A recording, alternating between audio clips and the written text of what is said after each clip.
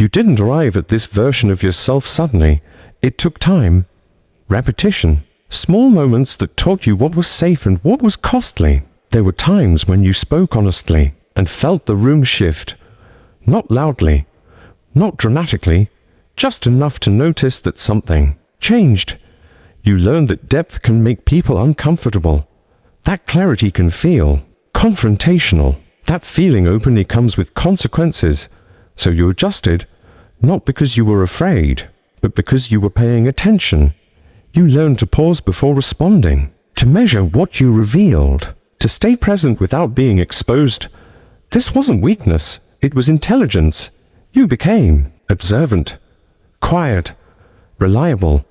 People trusted you, they leaned on you, they called you calm. But calm is often misunderstood, because calm does not mean empty, and silence does not mean nothing is happening. Inside you, there was movement. There was a part of you that stayed awake, a part that noticed patterns, a part that remembered what worked and what didn't. While others reacted, you watched.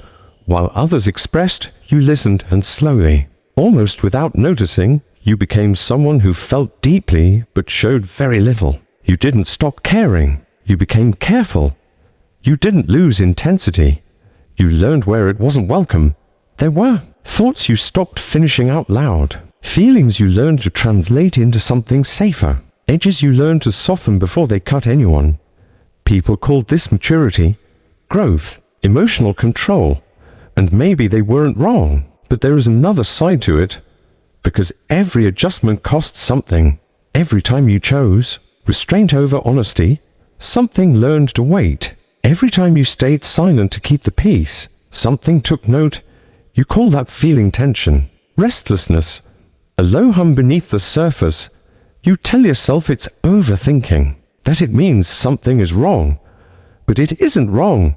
It is awareness. It is the part of you that remembers who you were. Before you learned to calculate the cost of being real, before you checked whether your truth would be welcomed, before you asked permission to feel what you felt, this part of you is not trying to sabotage your life. It isn't trying to make you anxious. It isn't broken.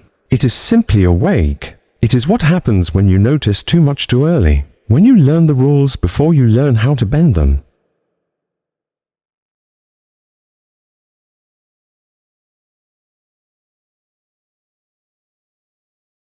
You are not cold. You are not disconnected. You are holding a lot of unfinished expression, and maybe that's why stillness feels heavy to you. Why quiet moments aren't restful, but charged, because silence is not neutral when it's carrying everything you never released. You've been living with a kind of internal discipline, a constant monitoring, a quiet vigilance, not because you distrust the world, but because you understand it. You understand timing. Context, consequence, and understanding changes you. It slows you down. It adds weight to your choices. It makes you selective with what you reveal. This is not a flaw, but it is a condition of being perceptive in a world that prefers simplicity. So when you feel that familiar tension, that subtle restlessness, that sense that something is waiting, don't rush to fix it. Don't label it as a problem. It may simply be the sound of everything inside you that learned to wait its turn. You are not broken. You are not behind. You are paused at the edge of something honest. And perhaps the work is not to become louder or softer or different, but to notice what you have been protecting all this time.